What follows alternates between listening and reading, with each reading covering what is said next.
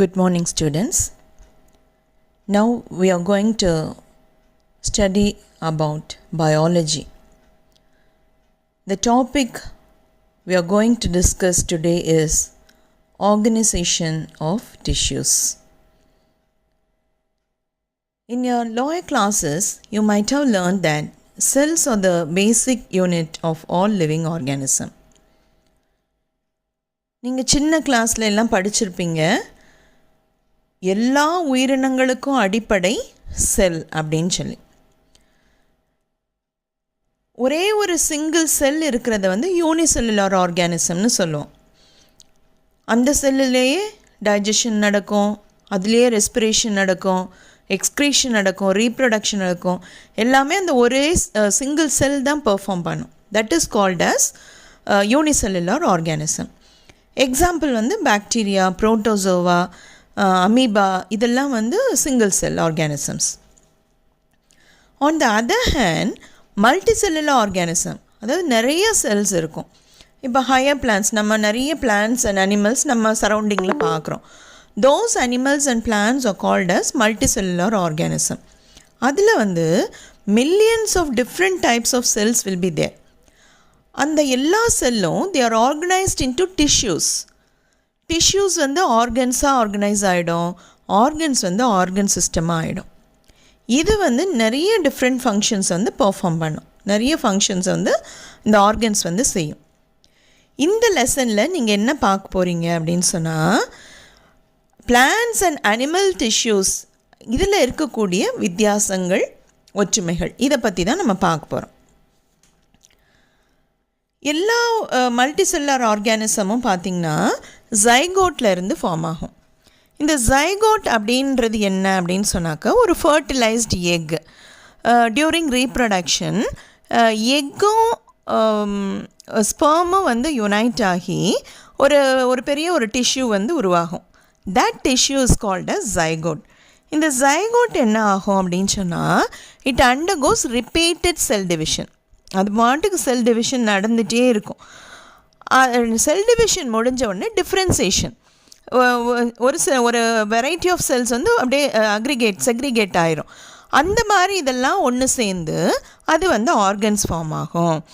Sell division and differentiation lead to tissue and organ formation. Tissue ஃபார்மேஷனுக்கும் organ ஃபார்மேஷனுக்கும் எது உதவுதுன்னா, செல் டிவிஷனும் செல் டிஃப்ரென்சேஷனும் தான் உதவுது. குரூப் ஆஃப் செல்ஸ் டிஷ்யூன்னு சொல்லுவோம்.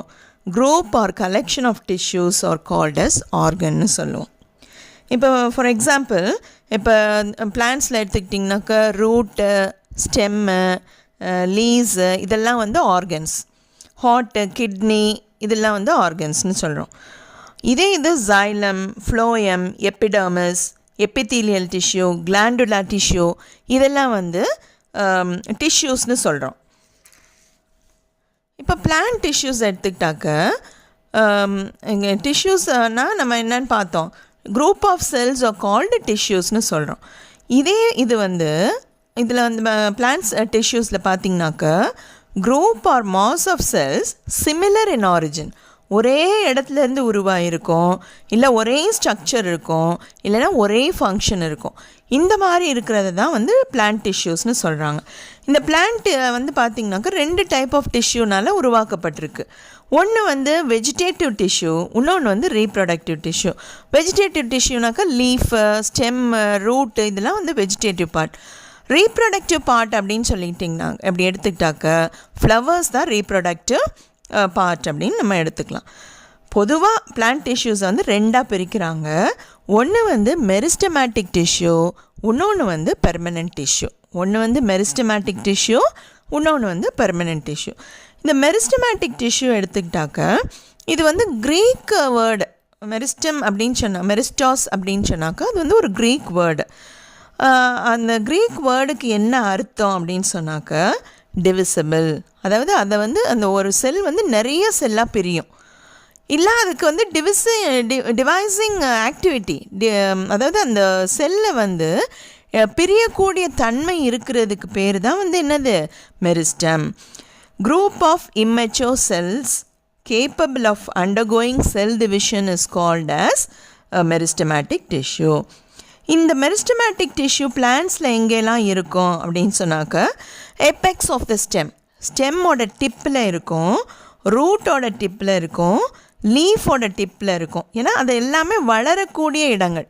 அந்த இடத்துல இருக்குது, அந்த இடத்துல செல் டிவிஷன் நடந்தால் தான் அந்த இடம் வந்து என்ன செய்யும், வளரும். அந்த மாதிரி இடத்துல தான் இந்த மெரிஸ்டமேட்டிக் டிஷ்யூஸ் வந்து இருக்கும். இதோட கேரக்டர்ஸ் என்ன அப்படின்னு சொன்னாக்க இது வந்து living tissue, living cells, not tissue, it is a living cell. It consists of living cells. அடுத்தது பார்த்திங்கனாக்க இந்த செல் வந்து ரொம்ப சின்னதாக இருக்கும், ஓவல் ஷேப்பாக இருக்கலாம், பாலிகோனல் ஷேப்பாக இருக்கலாம், இல்லைனா ரவுண்ட் ஷேப்பாக இருக்கும் அப்படின்னு சொல்கிறாங்க. இதோட செல் வால் வந்து ரொம்ப தின்னாக இருக்கும். ஆனால் இதில் சைட்டோபிளாசம் வந்து டென்ஸ் சைட்டோபிளாசம் இருக்கும், லார்ஜ் நியூக்ளியஸ் இருக்கும், சின்ன சின்ன வேக்யூல்ஸ் வெற்றிடங்கள்லாம் அதில் இருக்குது அப்படின்னு சொல்கிறாங்க.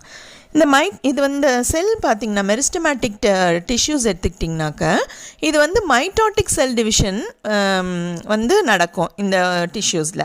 அதனால தான் அந்த எந்தெந்த இடத்துல டிப்பில் இருக்குதோ அந்த இடம்லாம் வளருது அப்படின்னு சொல்லி பார்க்குறோம். They do not store food material. இதில் வந்து எந்த விதமான ஃபுட் மெட்டீரியலும் இது வந்து ஸ்டோர் பண்ணாது. மெரிஸ்டம் வந்து 4 வகையாக பிரிக்கிறாங்க. எந்தெந்த இதில் வகையில் பிரிக்கிறாங்க அப்படின்னு சொன்னாக்க ஆரிஜின் அண்ட் டெவலப்மெண்ட்டை பேஸ் பண்ணி, எந்த இடத்துல தொடங்குது, எப்படி வளருது அப்படிங்கிறத பேஸ் பண்ணி ஒரு வகை.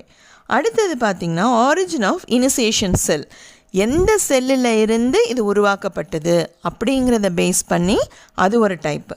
3வது டைப்பு எந்த இடத்துல இருந்து அது உருவாகியிருக்கு அப்படிங்கிறத பொறுத்து அது வந்து பேஸ்ட் ஆன் பொசிஷன் அதை வந்து கிளாஸிஃபை பண்ணுறாங்க. அடுத்தது பேஸ்ட் ஆன் ஃபங்க்ஷன், அதோட ஃபங்க்ஷன் என்ன, அதோட வேலை என்ன, அதை பொறுத்து இந்த மெரிஸ்டமேட்டிக் டிஷ்யூ வந்து பிரிக்கிறாங்க. இன்றைக்கி இதை மட்டும் படிங்க. அடுத்த கிளாஸில் we'll study in detail about the classification of meristem. Do the exercise what I am giving in return. Thank you.